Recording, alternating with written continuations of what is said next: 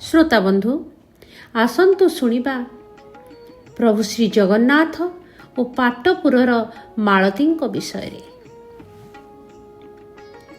पुरी भुवनेश्वर रास्तार प्राय 10 किलोमीटर दूर रे मालती पाटपुर नाम रे एक समृद्ध गाँ पड़े।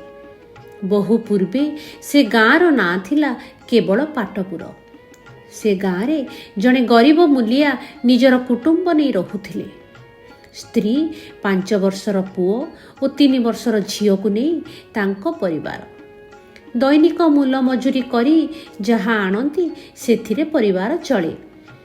केबे केबे पिला माने पेज पी सोई पड़ती तो स्वामी स्त्री पानी पी सोई पड़ती। सेहीपरि कष्टे मष्टे जीवन जीउथिला बेले मूलिया लोकटी बिलरे काम करुथिला बेले साप कामुडरे मृत्युवरण कला। पिला दीटांकु पालिबार बोझ स्त्री लोकटी उपरे पड़िला।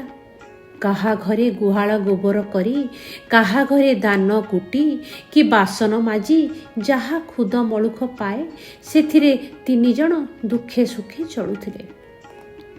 पुओटाकू 7 वर्ष होइथिला बेले पड़ियारे खेलुथिला समय रे से मध्य साप कामुड़ारे मृत्युवरण कला। स्त्री लोकटी अल्प व्यवधान रे 2-2टा मरण जोगु भांगी पड़िला। एकमात्र झीर मुह को चाई पर घरे काम पाइटी करी बंची रहिला। झी आसी 7 वर्षर हेला। से वर्ष आसिला राखी पूर्णिमा।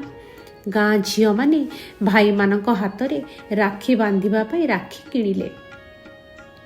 सेमानकु देखी मालती राखी किणिबा पाई माँ पाखरे अली कला। राखी पूर्व दिन माँ ठारू किछि पैसा नहीं राखी किणिला। ता परर समस्या हैला से राखी बांधिबो काहाकू। माँ पाखरे पुणी अली कला। काहा हाथरे मु राखी बांधिबी?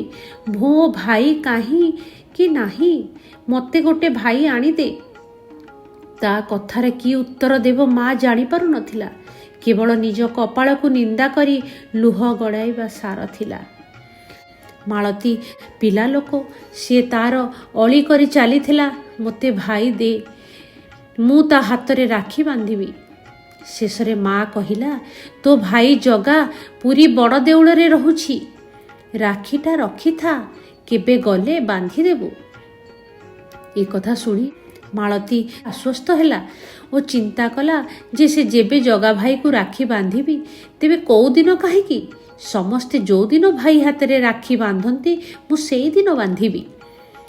राखी पूर्णिमा पूर्व राति रे मालती आखि को निद नथिला।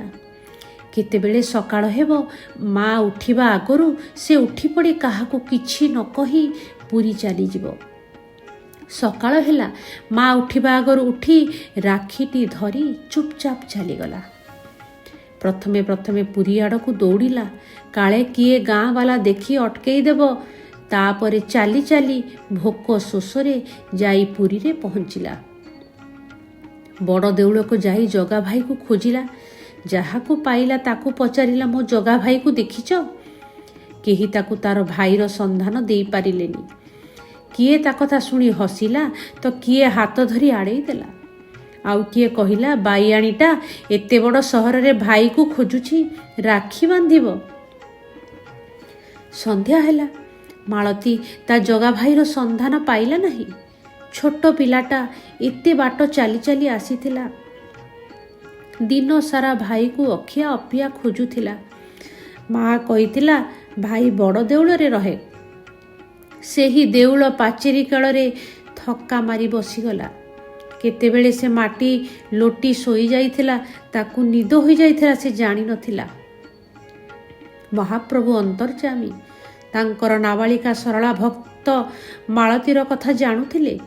रातिरे रत्न सिंहासन छाड़ी हातरे मिठा थालिया धरी चली आसिले। मालती को धीरे आउंसी दे डाकिले मालती उठी देख मु तोर जगा भाई आसीछि। भाई शब्दटा ता कानरे पड़ू पड़ू से उठी पड़िला। से भाई को देखी चमकी पड़िला। भाईर मुह घरे थिबा फटोरे जगन्नाथ प्रभुंको मुह संगे मिसुथिला। से जानिगला जे माँ ठाकुरंकु जगा भाई बोली कहूथिला। ସେ ଠାକୁରଙ୍କ ପାଦ ତଳେ ମୁଣ୍ଡିଆ ମାରିଲା। ଠାକୁର ତାକୁ ଉଠେଇ କୋଳ କଲେ, ହାତ ବଢ଼େଇ ଦେଇ କହିଲେ, ଦେ ରାକ୍ଷୀ ବାନ୍ଧି ଦେ। ମାଳତୀ ରାକ୍ଷୀ ବାନ୍ଧିଦେଲା। ଠାକୁର ଆଣିଥିବା ମିଠା ନିଜେ ଖାଇଲେ ଓ ମାଳତୀକୁ ଖୁଆଇଦେଲେ। ତାପରେ କହିଲେ, ମାଳତୀ ଏବେ ଘରକୁ ଫେରିଯା, ତୋ ମା ତତେ ନ ଦେଖି କାନ୍ଦୁଛି। ହେଲେ ମାଳତୀ, ରାତିରେ ଏତେ ବାଟ ଯିବି କେମିତି? ମୋତେ ଡର ଲାଗିବନି? ନାଇଁ ଲୋ, ତୁ ଆଗେ ଆଗେ ଚାଲ, ମୁଁ ତୋ ପଛେ ପଛେ ଯାଉଛି। ମାଳତୀ ଆଗେ ଆଗେ ଚାଲିଲା, ମହାପ୍ରଭୁ ତା ପଛେ ପଛେ। ଘର ପାଖରେ ମହାପ୍ରଭୁ ଅନ୍ତର୍ଧ୍ୟାନ ହୋଇଗଲେ। ମାଳତୀ ଘରେ ପହଞ୍ଚିଲା, ମାଆକୁ ସବୁ କଥା କହିଲା। ମା ଝିଅକୁ ପାଇ ମହାପ୍ରଭୁଙ୍କୁ 100 ମୁଣ୍ଡିଆ ମାରିଲା। ରାତି ପାହି ସକାଳ ହେଲା। ସେବକମାନେ ମନ୍ଦିର ଦୁଆର ଖୋଲିଲେ। ଦେଖିଲେ ମହାପ୍ରଭୁଙ୍କ ହାତରେ ଏକ ଅଦ୍ଭୁତ ରାକ୍ଷୀ। ରାତିରେ ଆଣି ଏ ରାକ୍ଷୀ ବାନ୍ଧିଲା କିଏ? ମନ୍ଦିରରେ ଚହଳ ପଡ଼ିଗଲା। ରାତିରେ କିଏ କ'ଣ ଜଣେ ଲୁଚି ଛପି ଆସି ଠାକୁରଙ୍କୁ ଛୁଇଁ ରାକ୍ଷୀ ବାନ୍ଧି ଯାଇଛି। ଠାକୁର ମାରା ହେଲେ, ମହାସ୍ନାନ ହେଲେ ମନ୍ଦିରର ବାକି ନୀତି ଆରମ୍ଭ ହେବ। ଏତିକି ବେଳେ ଠାକୁର ଶୂନ୍ୟବାଣୀ କଲେ, ବଡ଼ ପଣ୍ଡା, ଭଉଣୀ ଭାଇକୁ ଛୁଇଁଲେ କ'ଣ ମାରା ହୁଏ?